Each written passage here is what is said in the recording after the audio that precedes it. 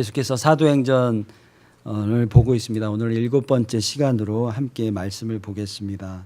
유대 교인들은 지금 사도들과 무리들과 이 전체를 아우르는 예루살렘 교회를 향하여 유대 교인들이 예루살렘 교회를 향하여 지금 핍박을 하고 있습니다. 유대 교인들은 어떤 사람들이었냐 하면 하나님의 율법을 중요시 여기는 사람들이었습니다. 하지만 예루살렘 교회가 이 하나님의 율법을 지키지 않는다고 그들을 박해하기 시작합니다. 물론 하나님이 주신 이 법을 지키는 것은 너무나도 중요합니다. 하지만 우리에게 더욱더 중요한 건 그 계명을 지키는 그 것보다 그 계명을 주신 하나님의 뜻을 아는 것이 더욱 중요합니다. 유대교인들은요, 하나님이 명령하신 모든 율법을 지킨 자들이었습니다. 그래서 희생 제사를 드렸습니다. 하지만 하나님의 이 계명을 지키려는 그들의 그 노력 때문에 그들에게 점점 습관적인 종교 생활이 있어지기 시작했습니다. 그러면서 정작 하나님의 마음, 그 율법을 주신 하나님의 마음을 알지 못했고, 그래서 이스라엘 백성들은 애굽을 떠나고 나서 광야에서 만나와 메추라기, 구름 기둥, 불 기둥을 공급받았는데, 그러한 축복을 받았는데 결국은 하나님의 뜻을 알지 못해 그들이 어떠했나요? 우상을 섬기게 되었습니다. 그리고 율법을 지키고 있기 때문에 교만하여졌습니다. 그래서 그들은 하나님이 표현하신 대로, 그들을 표현할 때 하나님이 목이 곧은 백성이다.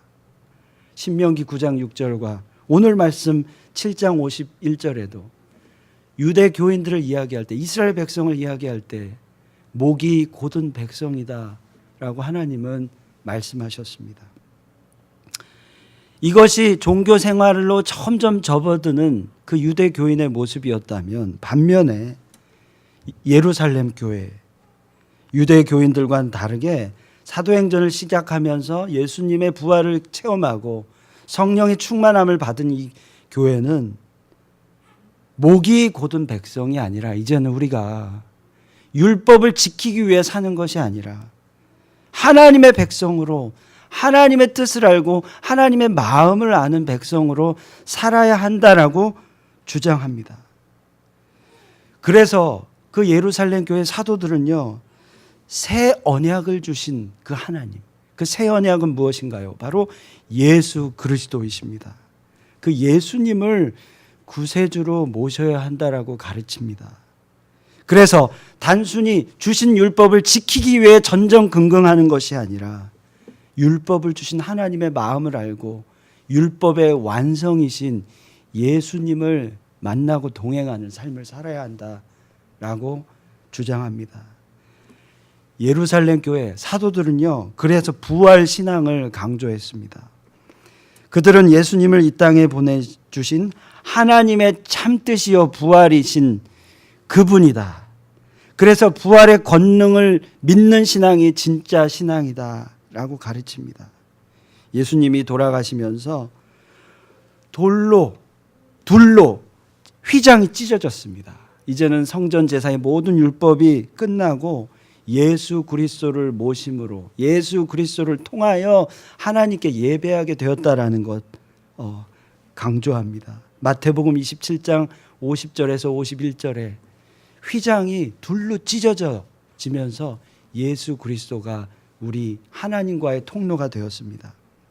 그래서 종교적으로, 때론 습관적으로 그렇게 몸에 배인 이스라엘 백성이 희생 제사가 중요한 것이 아니라 그것이 폐지되고 오직 예수 그리스도를 통하여 구원받는다라는 것을 가르치고 있습니다. 오늘 말씀은 이 예루살렘 교회의 주장과 함께 7 집사가 세워졌잖아요. 7 집사 중에 한 사람인 스데반 집사의 증거의 내용을 담고 있습니다. 그 스데반은 은혜 충만하여서 기사와 표적을 일으키면서 지혜와 성령의 권능으로 유대 교인들에게 진리를 선포합니다. 유대 교인들은 이 권능으로 선포하는 이 스데반의 이 지혜를 능히 이기지 못했다라고 오늘 7장 10절에 나오고 있습니다. 결국 유대교인들은 자신들의 위협이 되는 이 스데반 집사를 어떻게 했나요? 최고 법정까지 고소하게 됩니다. 하나님이 주신 지혜로 말하는 스데반, 그를 당해낼 수 없게 되고, 그래서 이를 고소하기 위해, 그를 스탑하기 위해 거짓 증인을 내세워서 이 스데반을 위협에 빠뜨리고 있습니다. 이 와중에서 스데반이 변론을 하는데 그의 변론은 너무나도 강력합니다. 오늘 말씀은 혹시나 우리 자신도 모르게 타성에 젖을 수 있는 우리 신앙생활에 다시 한번 불을 지필 만한 그런 하나님의 메시지입니다.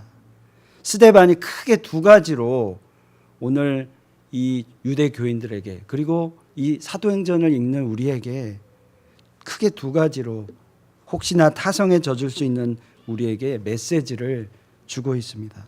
이 말씀을 통해서 우리의 신앙을 다시 한번 회복하고 불을 지피는 그런 하나님의 인도하심이 있기를 바랍니다.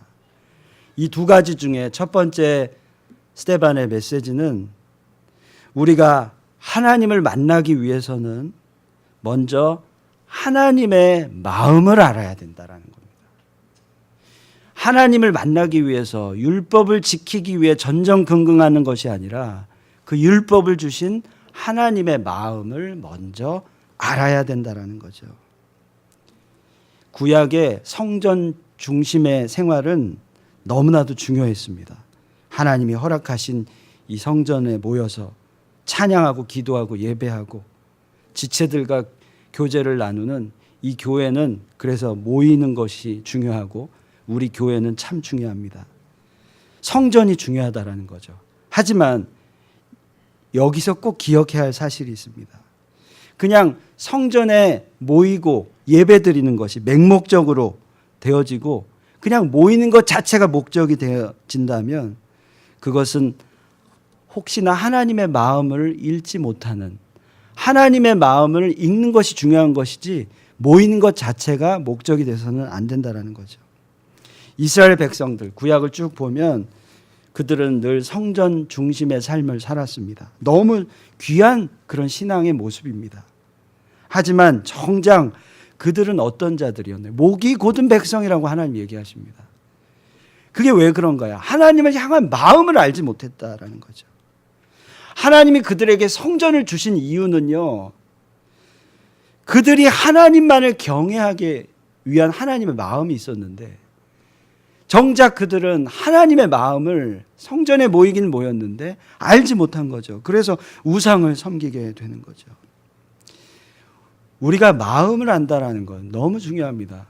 누군가의 마음을 안다라는 것. 일본의 무사들이나 야쿠자들은요, 그 리더에게 충성하기 위해서 때로는 손가락을 자르기도 하고 자결하기도 합니다. 그들이 그런 극단적인 선택을 하는 이유는 뭘까요? 그것은 그 리더의 충성된 마음을 표시하기 위함입니다. 그 마음을 보이기 위함이에요. 우리가 영화 중에 영화를 보면 조직폭력배를 대상으로 많은 영화가 나오는데 그들은 범죄자이죠. 근데 사람들이 이 폭력배 이야기를 좋아하는 이유가 뭘까요? 그것은 그 부하들이 의리를 지키기 위한 그 마음이 있기 때문이죠. 그 마음을 귀하게 여기고 느끼기 때문에 그 영화를 보게 되는 것이죠. 범죄자일지라도 우리가 누군가를 존경하게 되고 사랑하게 된다고 생각해 봅시다.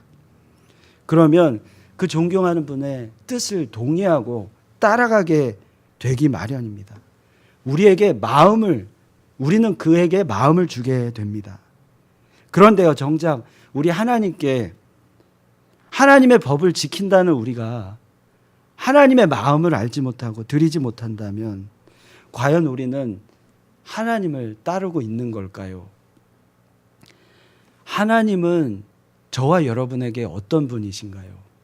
그냥 우리에게 법을 주셨고 그 법을 지켜야 되기 때문에 그냥 실천하는 그런 분? 아니면 진짜 하나님을 사랑해서 내 마음을 드리고 존경하는 나의 주인이신지 생각해 보길 원합니다. 구약시대 하나님이 그들에게 성전을 주신 이유는 성전을 통해서 그 백성들이 당신의 마음을 알기를 원하셨던 거죠. 당신께 집중하길 원하셨던 거죠. 하지만 정작 그 백성들은 하나님을 경외하기보다 현실에 묶여서 현실에서 어려움에 빠질 때에는 하나님을 찾기보다 다른 우상을 찾고 다시 애굽으로 돌아가자고 얘기하면서 그렇게 살았던 그 연약함이 있습니다. 그리고 그 주신 율법을 지키려고 아무리 애를 써도 그 자신의 연약함 때문에 지키지도 못하는 그런 상황이 되고 마는 거죠. 이 점에서 사도인 집사인 스데반은 습관적으로 그냥 신앙생활을 하는 유대 교인들에게 구약의 그 이사야 66장 1, 2절을 인용하면서 유대 교인들이 놓치고 있는 그 일침의 진리를 그렇게 지적하고 있습니다. 하나님은 성전 안에만 계신 것이 아니다. 어디서나 계시는 하나님은 이곳에서도 계시고 우리 마음에도 계시고 어디에서든 계신다. 그 하나님을 경외하라. 이렇게 가르치고 있는 거죠. 48절 49절 오늘 말씀을 다시 보겠습니다. 스데반이 이렇게 얘기합니다. 그러나 지극히 높으신 이는 손으로 지은 곳에 계시지 아니하시나니 선지자가 말한 바 주께서 이르시되 하늘은 나의 보좌요 땅은 나의 발등상이니 너희가 나를 위하여 무슨 집을 짓겠으며 나의 안식할 처소가 어디냐. 그러니까 하나님에 대해서 이스라엘 백성에게 혹여나 착각할 수 있는 성전 안에만 계시는 하나님으로 생각하여서 성전 밖에 있으면 원래 그 삶 그대로 돌아가는 죄된 삶으로 돌아가는 그들에게 일침의 진리를 이야기하고 있는 거죠. 하나님은 성전에만 계시는 분이 아니라 어디서나 편재하시는 하나님이시다라고 가르치고 있는 거죠. 우리는 언제나 어디서나 하나님을 만나길 원합니다. 천지의 주제이신 하나님은 성전 안에만 계시는 것이 아니라 어디에서나 계십니다. 그래서 그분의 마음을 알고 그 뜻을 이해하는 자에게 하나님은 지금도 함께 하십니다. 우리는 주의 성전에 지금 그 마음을 드리고 그 하나님께 경배하기 위해 모였습니다. 하지만 정작 하나님의 성전에 와서 우리의 마음을 드리지 못하고 있다면 얼마나 안타까운 일일까요?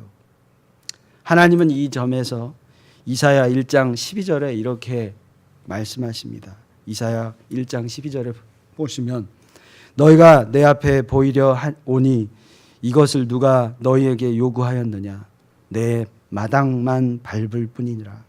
너희가 내 앞에 보이려 오니 이것을 누가 너희에게 요구하였느냐 내 마당만 밟을 뿐이니라.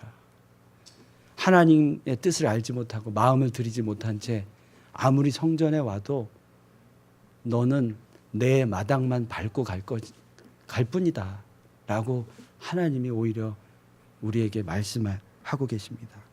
주의 성전에 모였으나 주님을 뵙지 못하고 간다면 얼마나 안타까운 것일까요? 혹시 내가 주님의 마음은 알지 못한 채 습관적으로 오늘도 주일이니까 교회에서 예배 나오라고 했으니까 나온다면 우리는 마당만 밟고 가는 것입니다. 하나님은 그 예배를 받지 않으신다라는 거죠. 지난 목요일부터 저는 저희 현실 사모하고 둥지 선교회라고요. 이 지역의 홈리스들을 섬기는 그런 선교단체 둥지 선교회에 가서 찬양을 인도하는 그런 사역을 함께 협력하기 시작했습니다. 한 달에 한 번 정도 가서 그들과 함께 찬양을 하고 예배를 인도합니다. 이들과 함께하는 첫 시간 지난 목요일 며칠 전이죠. 얼마나 저에게 감동이 왔는지 모릅니다. 찬양 중에 처음에 들어가는 그 교회는 허름한 미국 교회의 그냥 한 장로 교회였습니다. 지하로 들어가는데 악취가 나기 시작해요. 홈리스들이 한 10대 명 이렇게 앉아서 기다리고 있는데 그들의 앞에 서서 찬양을 인도하고 함께 은혜를 나누었습니다. 그런데요, 그 허름한 미국 교회가 점점 하나님의 나라, 천국으로 바뀌는 느낌, 그런 은혜를 받았습니다. 그들과 함께 Amazing Grace를 찬양하는데, Amazing Grace, how sweet the sound that saved a wretch like me. I once was lost, but now I'm found. Was blind, but now I see. 이 찬양을 그들과 함께 나누는데 하나님이 얼마나 기뻐하시는지, 하나님이 계신 곳은 다른 어떤 곳이 아니라 화려한 성전, 아름다운 곳, 안락한 곳이 아니라 바로 이 허름한 지하 이 성전이구나 깨달았습니다.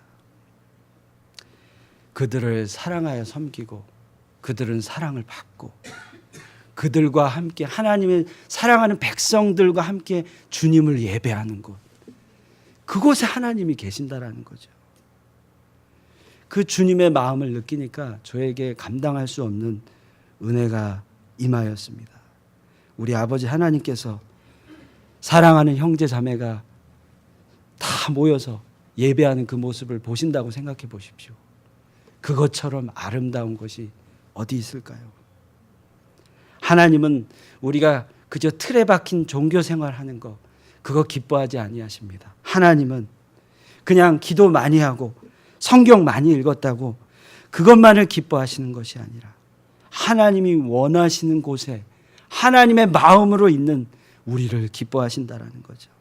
믿는 자라면 품위가 있어야지 하면서 남을 정죄하는 그 사람을 기뻐하는 것이 아니라 오늘도 겸손하게 주님 앞에 무릎 꿇는 그 자를 기뻐하신다라는 거죠.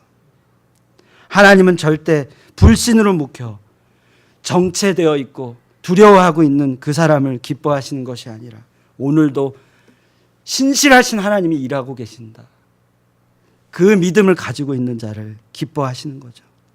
하나님이 기뻐하시는 것은 우리가 주님을 사랑하여 사랑하는 주님의 사람들을 섬기고 그들에게 복음을 나누는 그 자를 기뻐하신다라는 거죠.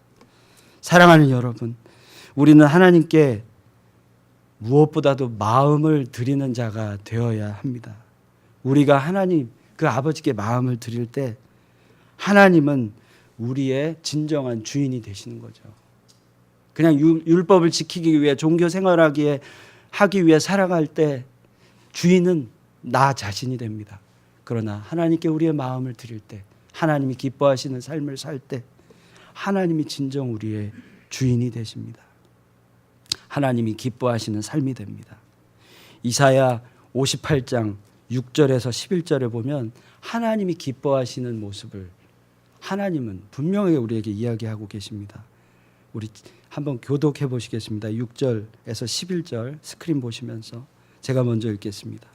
내가 기뻐하는 금식은 흉악의 결박을 풀어주며 명예의 줄을 끌어주며 압제당하는 자를 자유하게 하며 모든 멍에를 꺾는 것이 아니겠느냐. 7절 읽으시겠습니다. 또 줄인 자에게 내 양식을 주며 유리하는 빈민을 집에 들이며 헐벗는 자를 보여비며 또 내 고륙을 피하여 스스로 숨지 아니하는 것이 아니겠느냐. 그리하면 내 빛이 새벽과 같이 비칠 것이며 내 치유가 급속할 것이며 내 공의가 내 앞에 행하고 여호와의 영광이 내 뒤에 호위하리니 부를 때에는 나 여호와가 응답하겠고 내가 부르짖을 때에는 내가 여기 있다 하리라. 만일 내가 너희 중에 멍에와 손가락질과 허망한 말을 제하여 버리고 줄인 자에게 내 심령이 동하며 괴로워하는 자의 심령을 만족하게 하면 내 빛이 흑암 중에서 떠올라 내 어둠이 낮과 같이 될 것이며 여호와가 너를 항상 인도하여 메마른 곳에서도 내 영혼을 만족하게 하며 내 뼈를 견고하게 하리니 너는 물된 동상 같겠고 물이 끊어지지 아니하는 샘 같을 것이라. 아멘. 사랑하는 여러분, 누구나 신앙생활 잘 하기를 원합니다.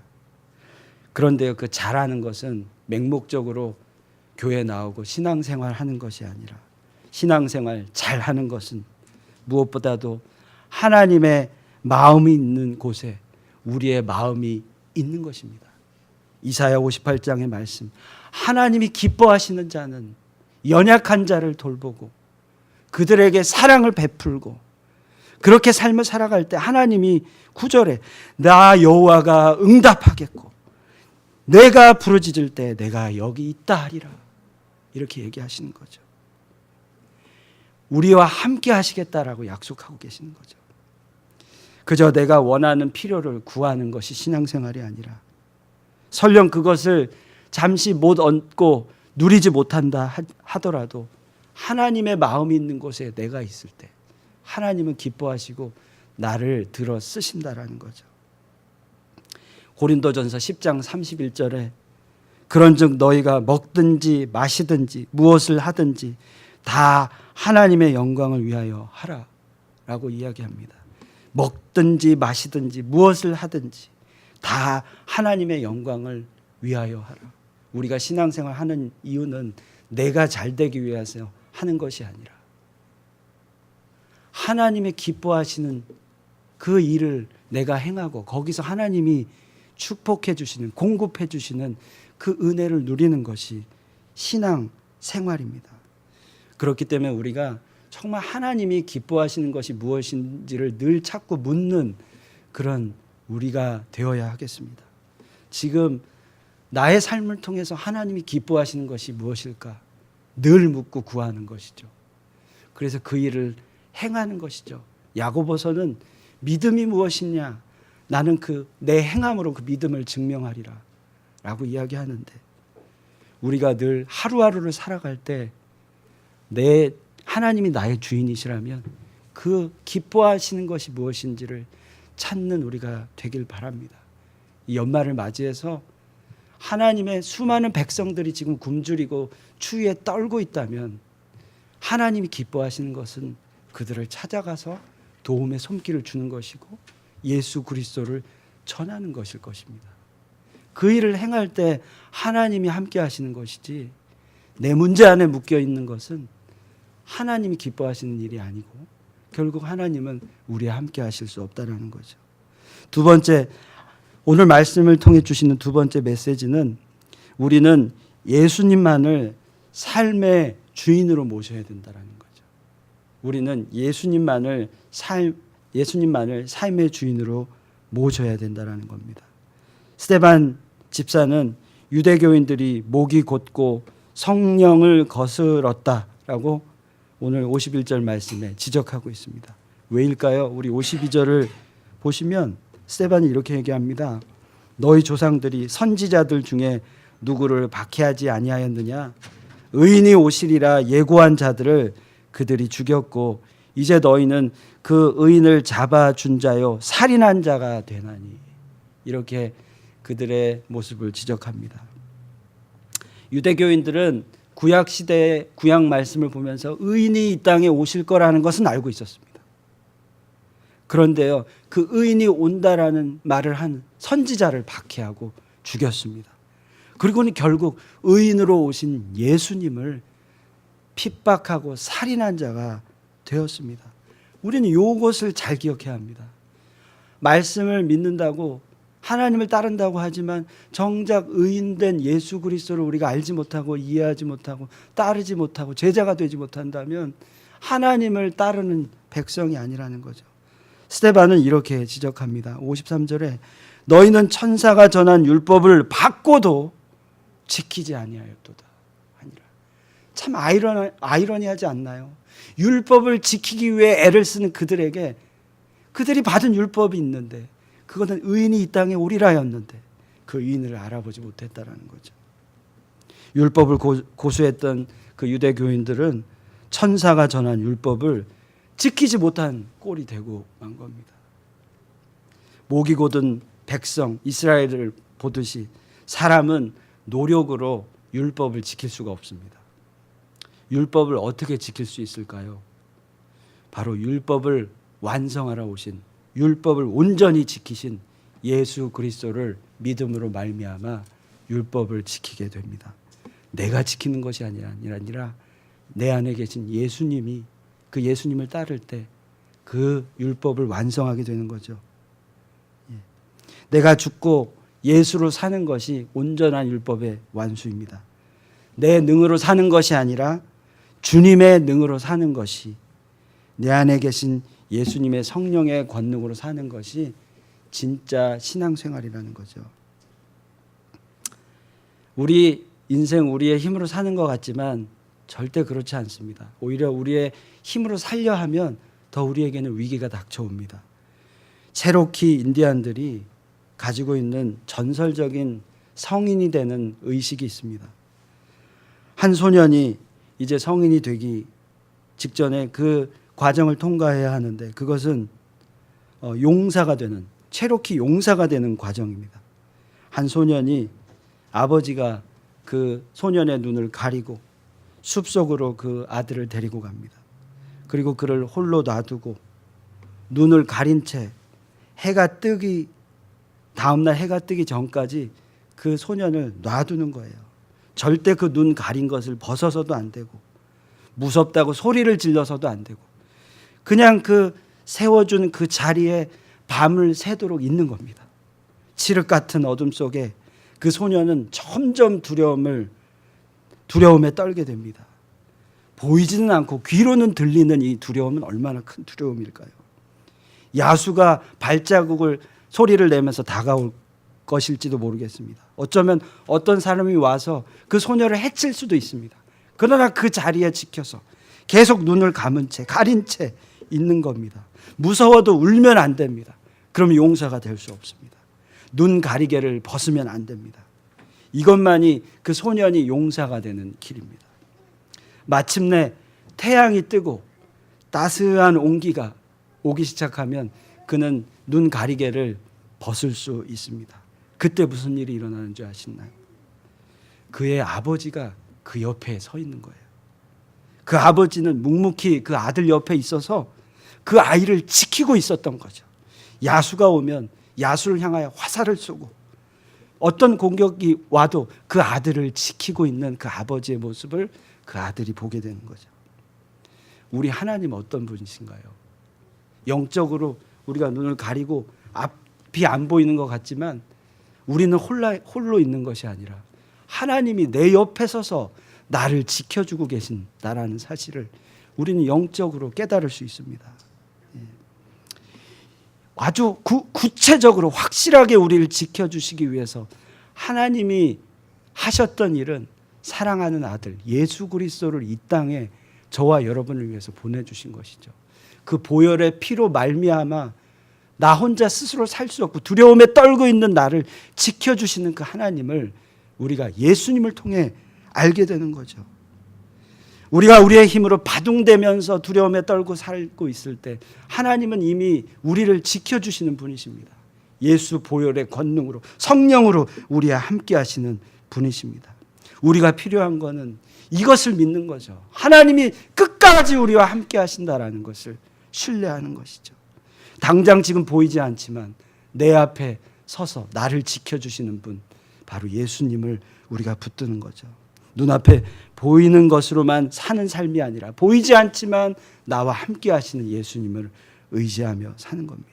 고린도후서 5장 7절에 이렇게 얘기합니다. 이는 우리가 믿음으로 행하고 보는 것으로 행하지 아니함이로라. 이는 우리가 믿음으로 행하고 보는 것으로 행하지 아니함이로라. 눈을 뜨고 앞을 봐도 우리의 힘은 한계가 있습니다. 절대 세상을 이길 수 없습니다. 오히려 눈을 가리고 하나님이 지켜주시는 것을 경험하는 그런 권능의 삶을 살아가는 우리가 되길 바랍니다. 주님은 우리가 그 믿음 가지고 기도할 때 하나님 듣지 않으시는 것 같지만 하나님 지금도 듣고 계십니다. 그래서 아까 우리가 찬양했잖아요. 신실하신 하나님, 우리의 신음소리를 듣고 계시는 하나님, 그 하나님을 믿는 겁니다. 오늘도 그 하나님 신뢰하고 기도하는 거예요. 이루어지지 않는 것 같은데 역사하심을 경험하는 거예요. 네. 지난주에 제가 저희 교회가 제 칼럼에도 기록했는데 우리 두 교회 기도하고 있다고 제가 이렇게 나누어 드렸는데, 지난 수요일 날 오아시스 교회, 제가 기도하는 그 교회 연락이 안 오는 거예요. 금요일인데도 연락이 안 와요. 그래서 조금 제 안에 좀 불신이 생겼는지 좀 이게 안 되나 보다 이렇게 이제 접고, 감사하게도 또 파크랜드로 갈 수 있으니까 그런 마음으로 이제 연락을 드렸어요. 그랬더니 그 데이빗 제러버그 목사님이 답신이 왔어요. 메일을 보냈다라는 거죠. 스팸 메일에 있더라고요. 확인해 보니까. 근데 이 교회를 위해서 얼마나 제가 기도했는지 모릅니다. 제가 다 일일이 성도님들께 표현하지 못했지만 지나가는 길 때마다 7바퀴씩 돌았습니다. 그러면서 하나님, 이곳에 올 수 있도록 주여 인도하여 주시옵소서.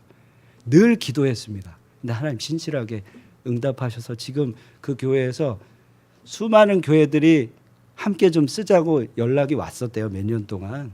근데 우리 교회는 하나님 마음을 주셔서 좀 알고 싶다는 거예요. 그래서 다음 주 18일 날 가서 제가 그분들, 이 장로님들을 만나기로 했습니다.